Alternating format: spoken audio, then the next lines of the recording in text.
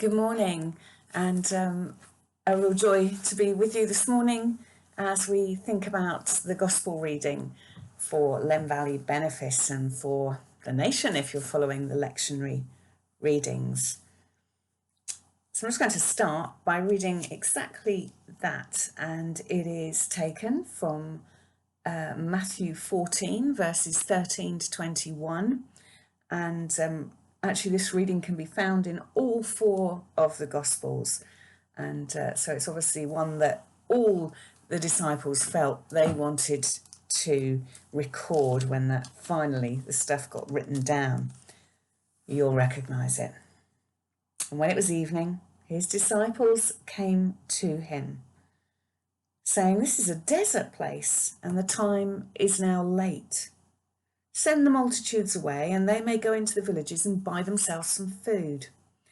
But Jesus said unto them, "They need not depart. Give them to eat." And they say unto him, "We have here but 5 loaves and 2 fishes." He said, "Bring them to me."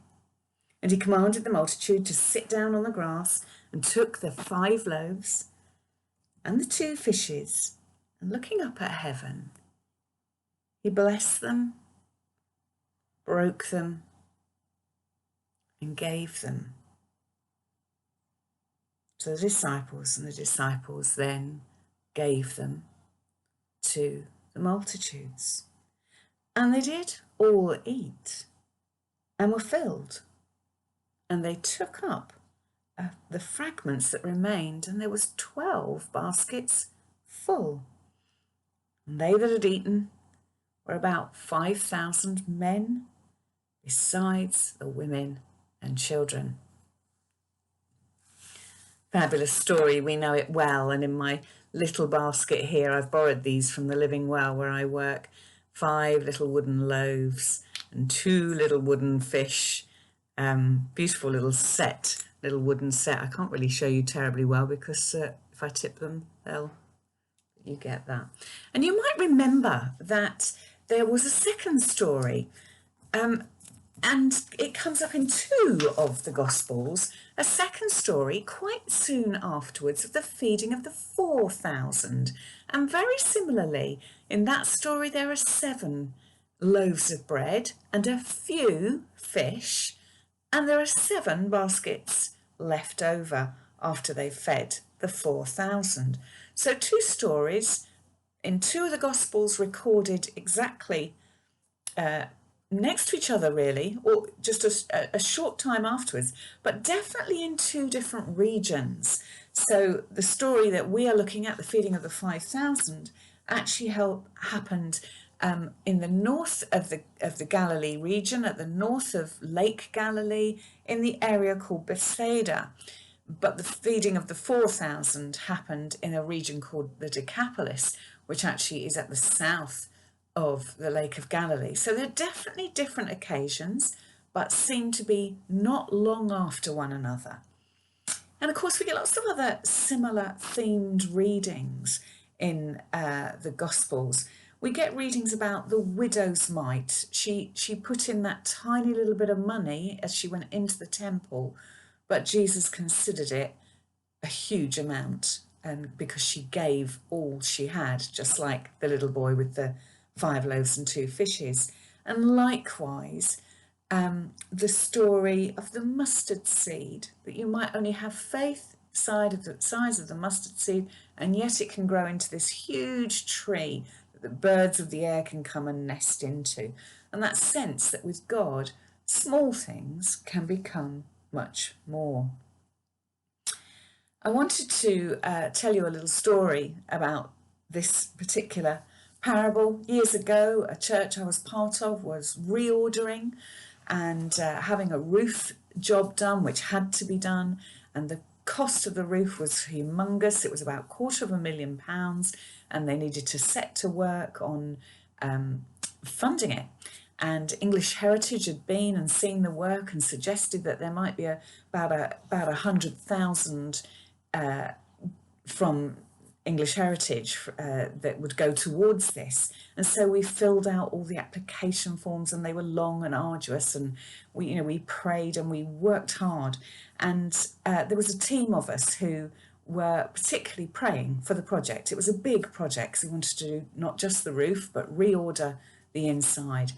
And English Heritage, after we got that application in, which really took some doing, came back to us, and whereas they had suggested they might give around 100,000, they said they would give 52,000, which was a huge knock because it was a big project.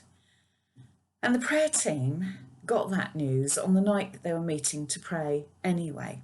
We were meeting regularly to pray over the project. And as we sort of felt sad and downhearted about the 52,000, it came to us, the 5 loaves and the 2 fishes, and how the little boy gave what he had. They took it, they blessed it, they gave thanks for it, and it became more. And so in that same way, we received that 52,000 and started to pray with thanks and asked God to bless it and asked him to make the increase.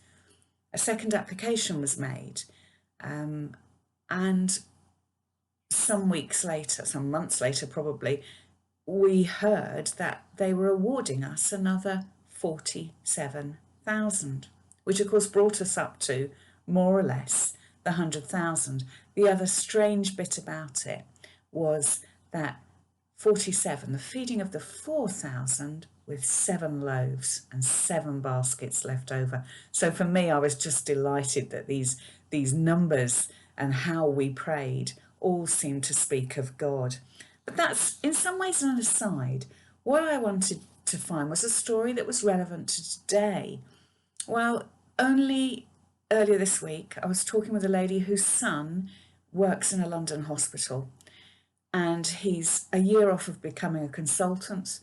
And in the COVID, the very nature of the COVID pandemic and what was required of him, he found himself working at a level that he wasn't yet paid for, that he wasn't yet actually expected to work at, but he had to just get on and do it.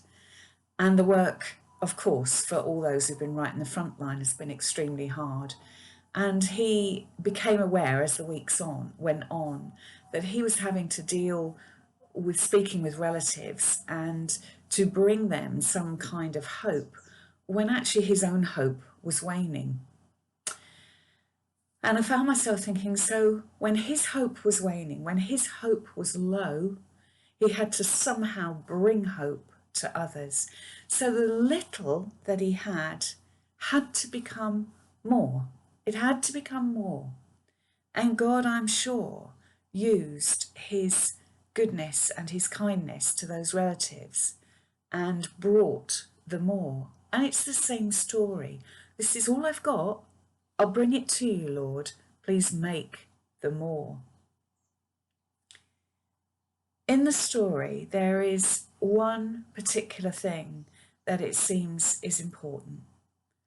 That we bring what we have to God.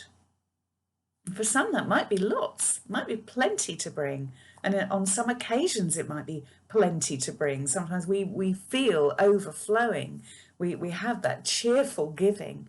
And other times, it might be that we've only got this. That's all I've got to give. But we bring it, we give it to the Lord, who takes it, blesses it,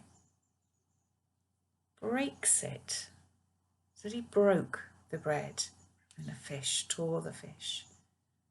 Something about breaking, that we don't want what we give to be broken. But in the breaking of it, it is blessed and it becomes the more. So whatever you've got, give it, offer it, let him make it the more.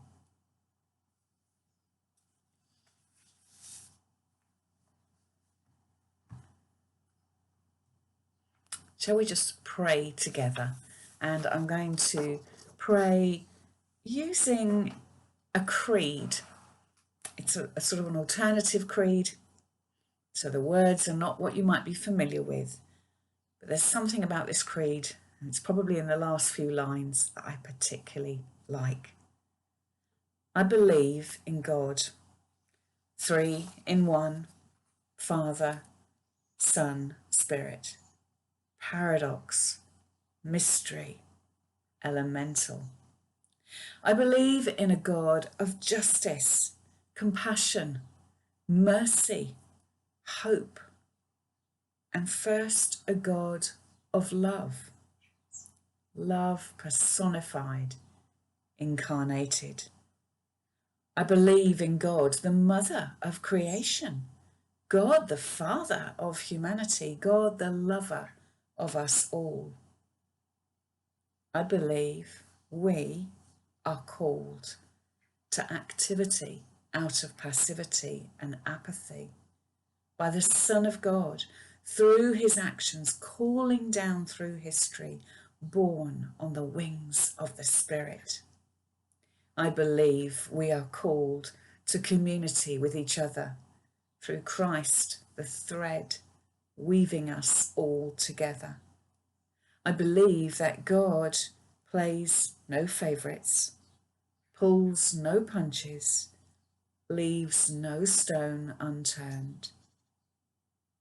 I believe that life is hard. I believe that life is beautiful. And so I believe does God.